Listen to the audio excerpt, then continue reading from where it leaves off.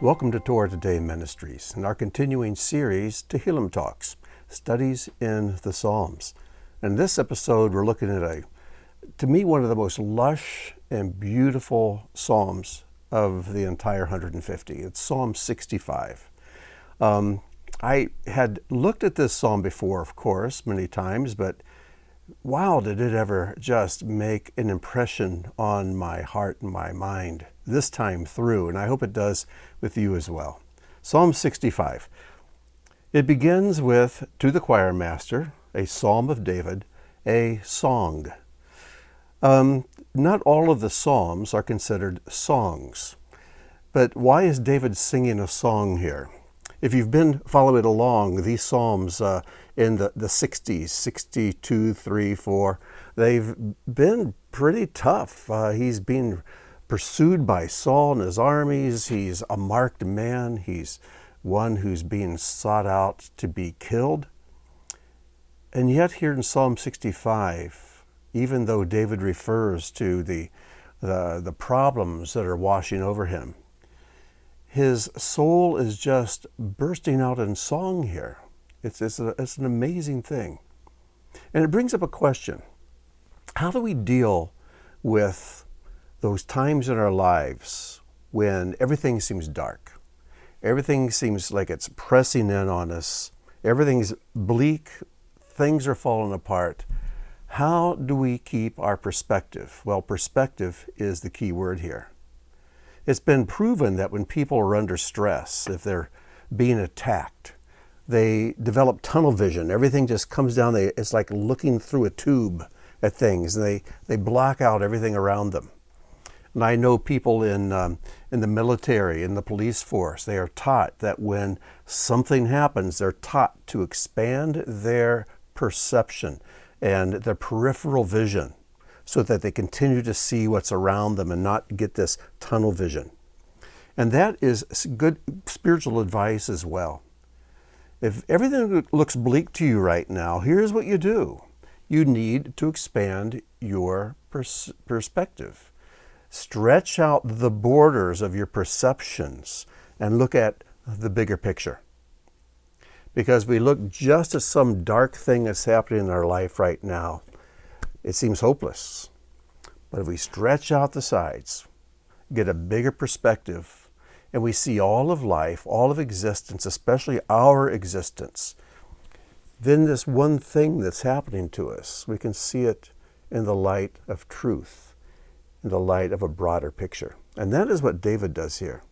And by the way, as I was preparing for this, I started thinking about songs in the Bible. There are several places in the Bible, special events that are celebrated with a song. How many can you think of? If you want to pause the recording right now and see how many you can list, see how many you come up with. There are a bunch, but there are 5 primary ones that always come right to the top for me.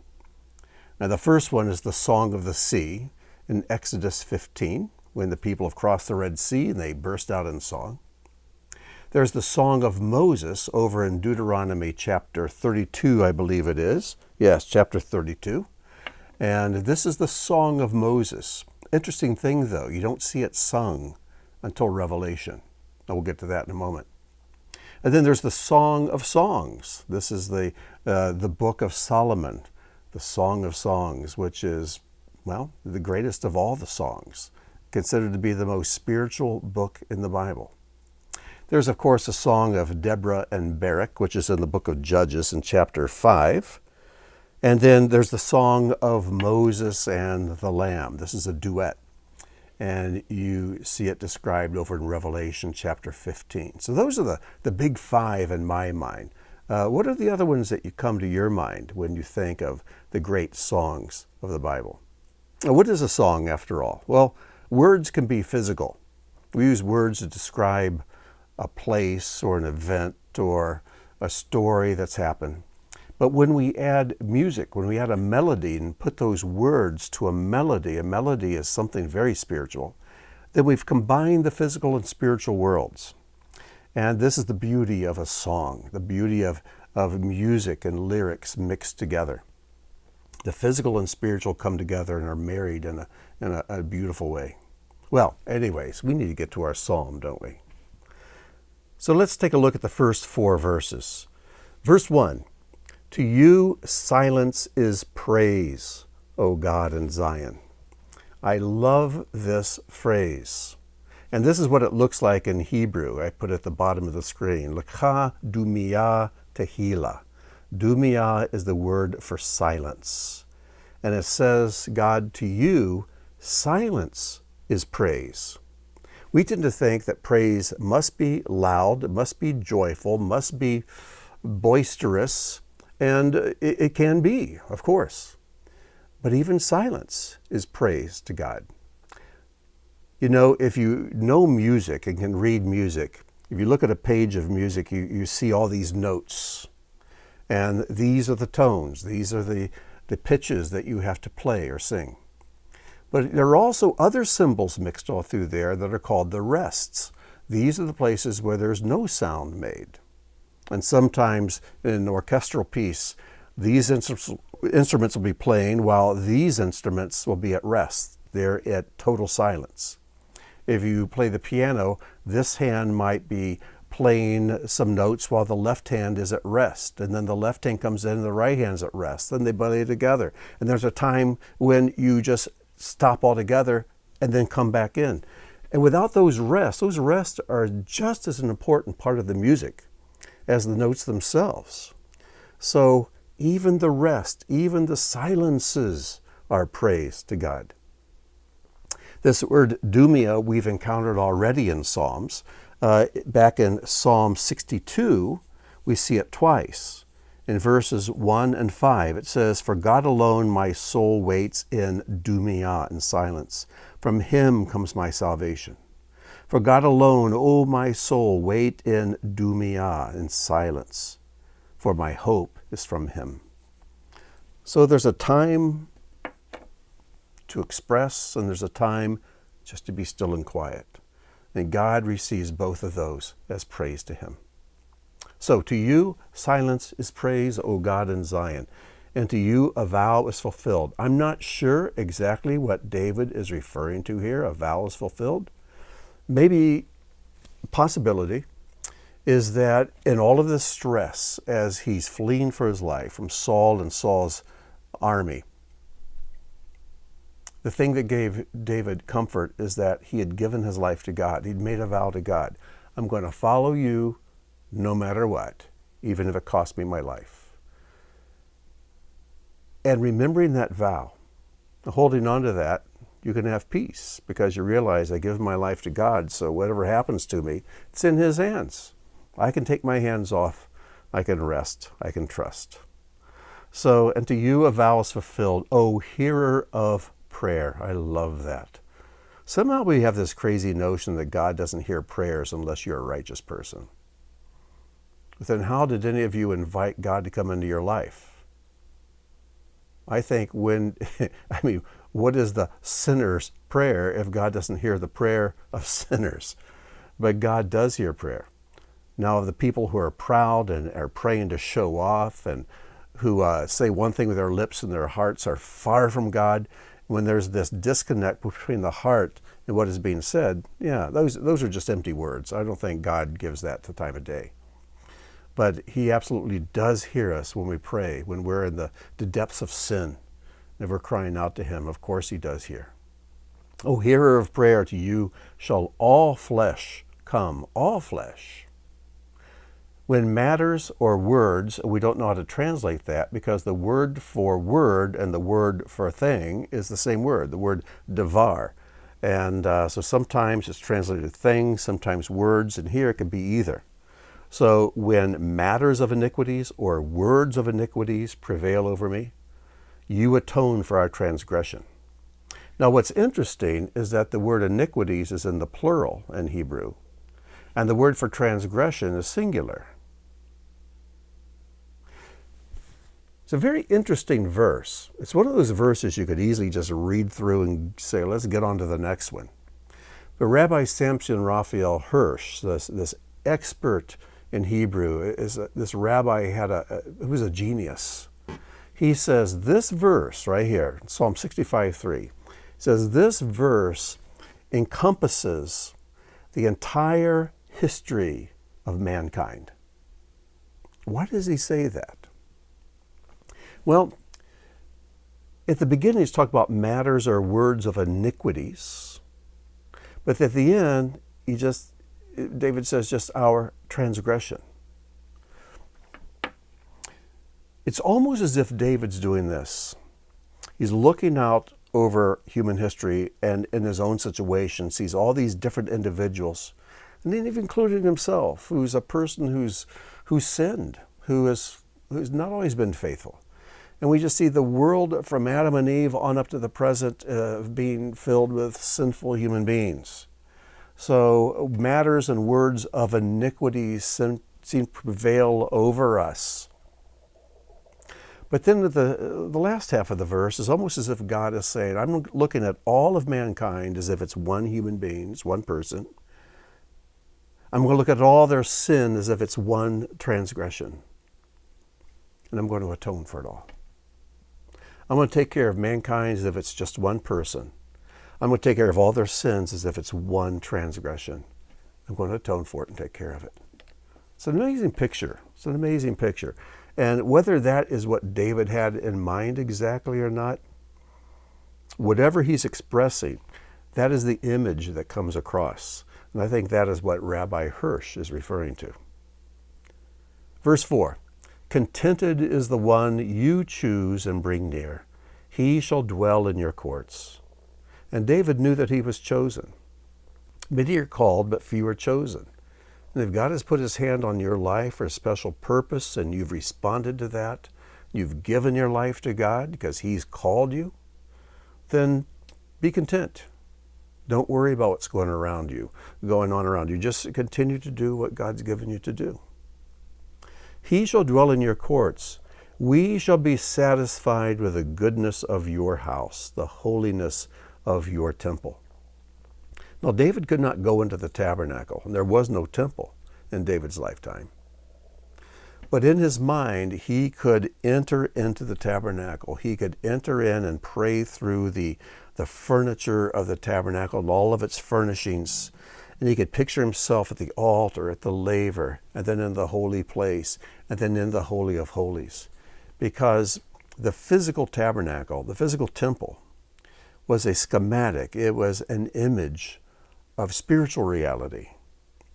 And even though David physically could not go into the tabernacle because he was not a Levite, he was not a priest, he could go into the spiritual temple, the temple that's made without hands. And so can you and I. Now, we come to verse 5, and it says, by awesome deeds you answer us with righteousness.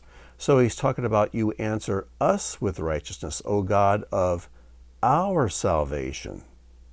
So here's referring to those who know God, those who believe in him. Us and our, you answer us. But then he talks about everyone else, the entire rest of the world, the Gentiles in particular, the hope of all the ends of the earth and of the farthest seas.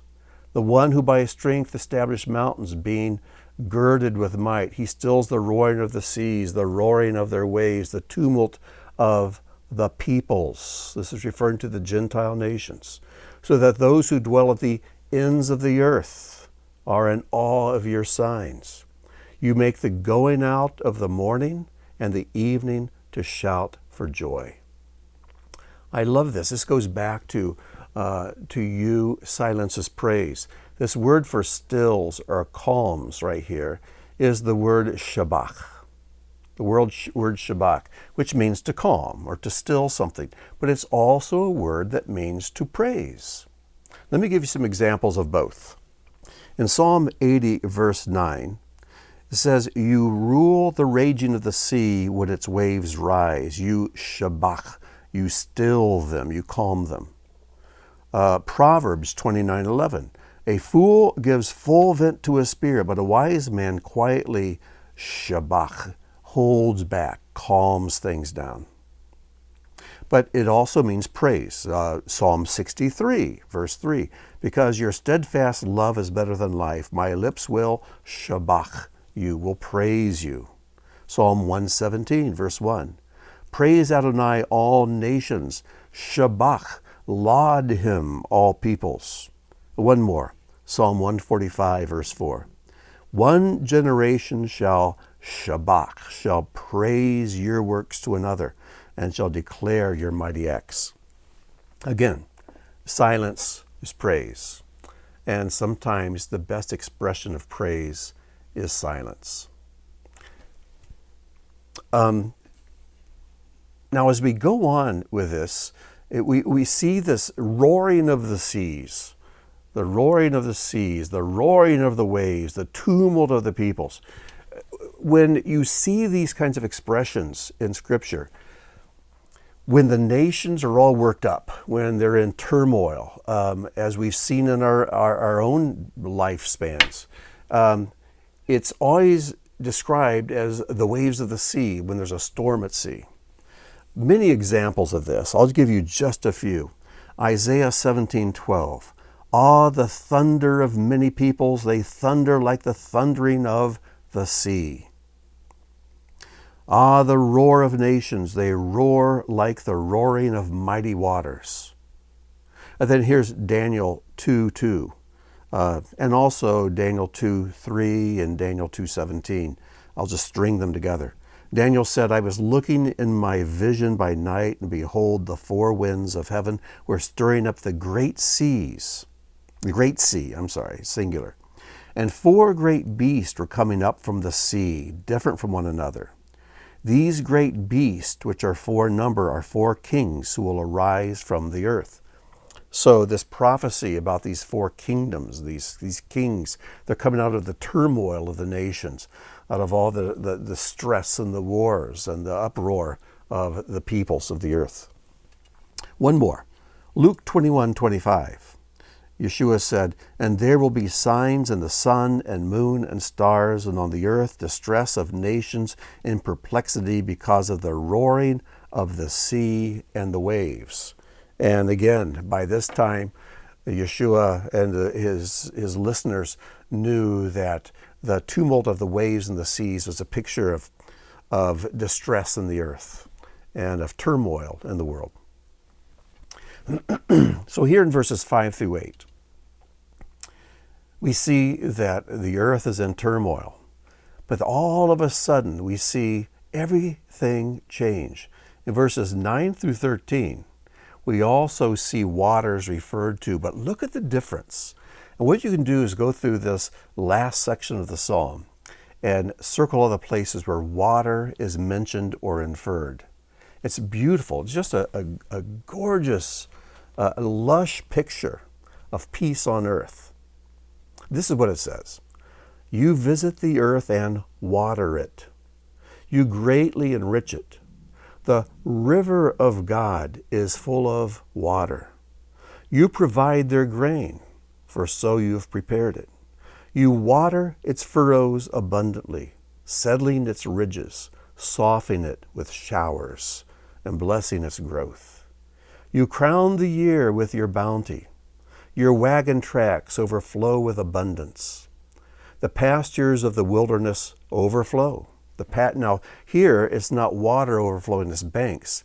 It's the pastures overflowing with grain and produce. The hills gird themselves with joy.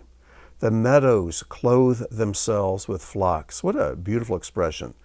It's like the meadows are putting on a wool garment. What's the wool garment? The flocks of sheep and goats that are walking across the hills and grazing. The valleys deck themselves with grain. They shout and sing together for joy. What kind of noise do valleys make? And meadows and pastures? If you listen to a meadow or a pasture or a valley, what sound do you hear? Well, it's quiet. They don't make sounds, but remember to use silence as praise. Yeah, you'll hear the bleating of the sheep and the goats. You can hear the wind blowing in the leaves and through the grain. But it's a very quiet, gentle, easy to ignore sound, and God says, even that is praise to me. Amazing, beautiful picture. So we go from the whole earth just shaking like a storm at sea to where now the water is quiet, and it's rivers, it's showers, and it's feeding the earth, and the earth is bringing forth its crops, and the sheep and the flocks are feeding on the hills. And you have this beautiful, serene, pastoral picture of peace on earth. So how did David deal with the persecution he was going through? He expanded his vision, stretched out the perception and the peripheral view of events on earth. He looked to the end to see that this whole story has a very happy ending. He reminded himself that God is in control. And even though there might be a storm, storms are always temporary. And afterwards, things return to a place of great peace. So he'd given his life to God, so if I have to go through the storm, I go through the storm. It's all good. And if I die during the storm, I awake in your courts. I awake in your temple with you. How's that bad? So David could have peace because he looked at the big picture. I've marked two words in red here. The word for bounty is the word tovah, from the word tov. It just simply means you're good. You crown the year with your good, your best, your tovah, your goodness. And then the word deshin here, your wagon tracks overflow with deshin. This is a word that really means fat or fatness. But it doesn't read quite as well when you say you crowned the year with your good, your wagon tracks overflow with fat. It just doesn't quite come across.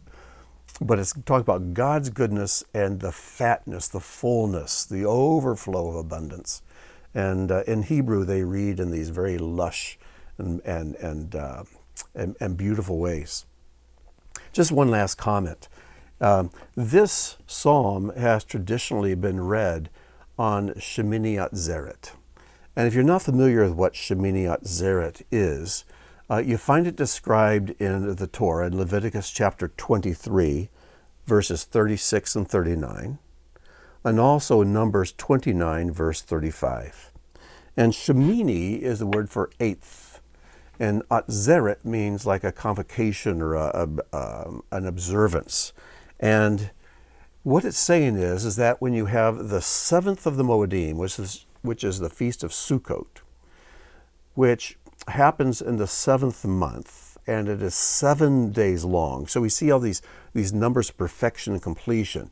He then goes on and says, on the eighth day, Shemini Atzeret, I want you to linger. I want you just to continue. And so we have the 7 Moedim described in the Torah.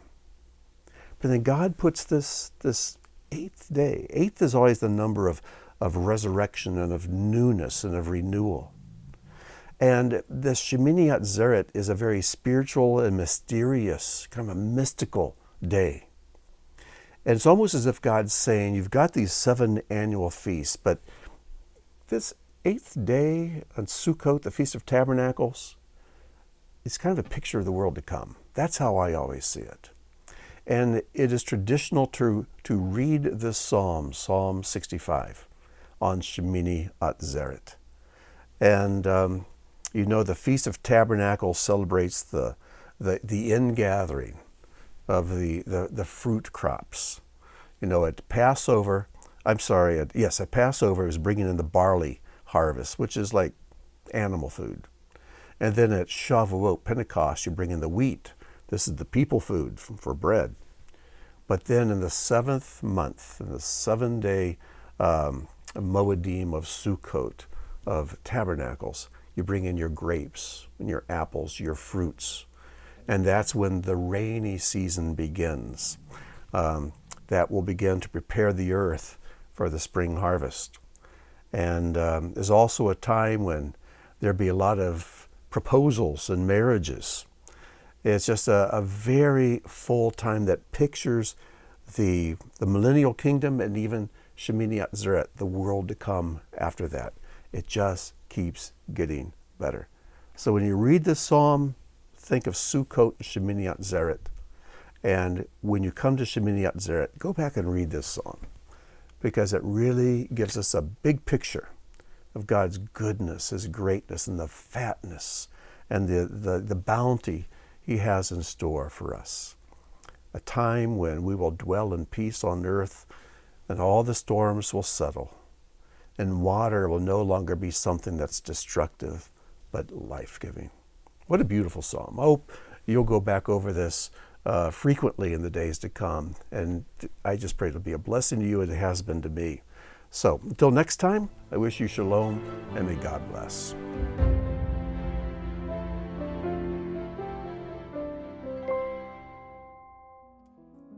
Thank you for joining us for today's teaching. If the work of Torah Today Ministries has touched your life, please consider making a donation or sponsoring an upcoming video. As a video sponsor, you'll have an exclusive opportunity to memorialize a family member, celebrate a special event, or simply support the ongoing creation of similar content. Your tax-deductible contribution helps ensure that our teachings continue to reach all who are longing for truth. Click the link or visit our website to learn more. Amen.